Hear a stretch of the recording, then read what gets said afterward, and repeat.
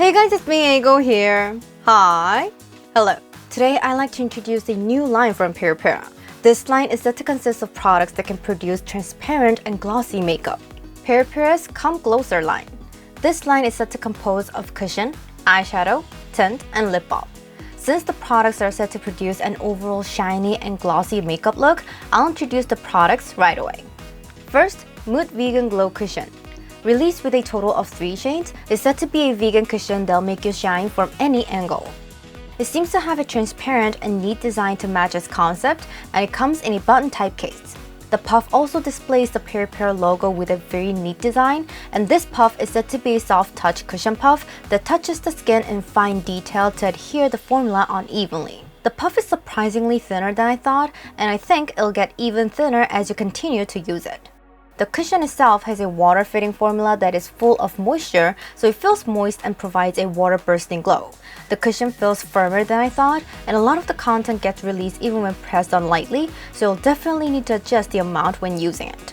Being that it's a glossy product, it's very moist, so I thought it'd be great for people whose skin often feels dry.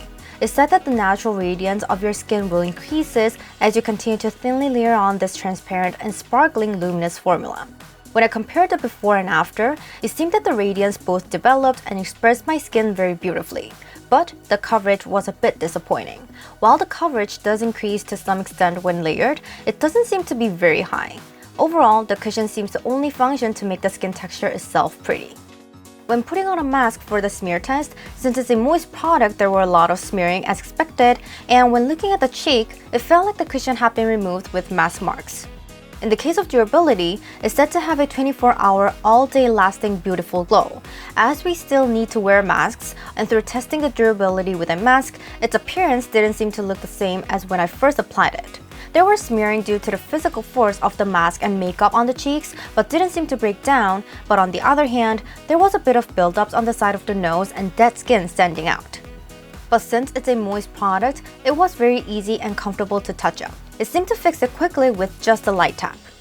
The shades of the cushions are recommended for number 13, number 21, and number 23, and they have pink, neutral, and yellow bases. Overall, the shades seem a bit bright. Number 1 Pure. It's said to be a shade recommended for skin tone number 13 with a white and pure pink base that does not require a separate tone. Since it's a pink base, it seemed to make a bright and clear tone. Number 2 Ivory. It's said to be a shade recommended for skin tone number 21 with a bright neutral base that is neither yellow nor red. It was a shade that will suit people who usually use neutral tones. Number 3 Beige. It's said to be a shade recommended for skin tone number 23 with a natural yellow base. It's a bit bright for number 23, so I think it'd be good to use for those up to number 22.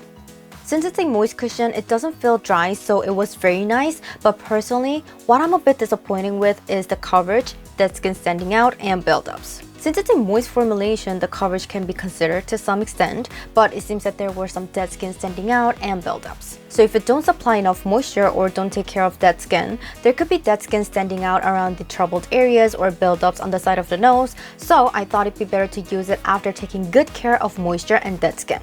Next is the Alltake Mood Palette number 14. It's a full glitter palette with a total of 8 shadows, from a soft Vaseline glow to a brilliant glitter. There are so many different types of glitter formulations such as glitter, glitter jelly, shimmer, and glitter bomb. It seemed to be made of glitters that were moist and smooth and had a high color development. Personally, I think it's a shadow palette that will suit cool-toned people well, since it consists of light and bright pink and purple colors overall. Twinkle Flex. This is said to be a glitter containing interference chameleon particles that shine in multiple angles. Shower Delight. This is said to be a glitter jelly that embroiders gorgeously by pouring down on the eye area with soft and clear pearly filling. Eggo Sock Cup. This is said to be an apricot base color that brightens the eye area with shimmer pearls that creates charming looking skin without worrying about buildups. Glowcerant. The intersection of all tastes. This is said to be a pearl glitter in which large and small pearls are splendidly studded. Glow Set. Make the pearl feel pop. This is said to be a layering pigment with pinkish glitter formula that becomes a point when applied lightly around the eyes. Bijou Lighter. This is said to be a baked bijou that sparkles brightly depending on the angle with colorful and cute coral pearls gathered in a coral base. Sparkling Vibe. This is said to be Vaseline light airy gel that is beautifully mixed with orange and white pearls and gently embroiders on the eyelids. Glowful Charge. This is said to be a glitter balm that adds radiance to a vivid pearly feel to fully charge the eyes around the eyes. Personally, I thought the overall colors looked cool, so it would suit cool tone people, but there are colors that even warm tone people can use, so it seems to be more useful. Since the palette is only made up of glitter, I think it'd be good for bright and sparkling makeup, but this part seemed a bit disappointing because there were not a single color that could be shaded. Wednesday, December 27th, 5 p.m. PST time, we're gonna go live. We'll be looking forward to your participation and see you on live. Next is the Ink Mood Glowy Tint. There are a total of 11 colors, but since this line only consists of numbers 9, 10, and 11, I only brought 3 colors. It's said to be a neat gloss tint dyed with a fresh mood. It's said to have a fresh, wavy texture that replenishes the lips with moisture. Probably because it contains ingredients that help to moisturize the lips, my lips felt very moist. After applying a clean, watery, non-sticky gloss with a triple layer glow mechanism, it has a refreshing and clear texture even when layered several times, and it's said that the neat gloss creates a neat gloss that does not break even when you move your lips like this. In the case of smearing, if you apply the moist glow tint thinly, it smears less, and if you apply it thickly, it smears a lot. I think it'd be good to refer to this point when applying this tint. These tints are said to have a leggings fit adhesion on the lips, so the adhesion is increased while the appearance of the yogurty gummy buildup is decreased. So I think these are tints that make your lips look beautiful and glossy. The staining wasn't too strong, so I thought it would look pretty even after touch-up or removing makeup and reapplying. Number 9, Nude to Heart. A nude beige color. It's a color that feels a bit more brown, so it'd be good for warm tone people to use it as a natural color. Number 10, Captivating Pink. A muted mauve pink. At first, I thought it'd be similar to number 6, Plum Update, but it was more white and muted. Number 11, Brown Heaven. A pink-brown color, perfect for autumn warm tones. When I first applied it, I thought it was pink-brown color, but after a while, it seemed that the brown color was getting a bit darker.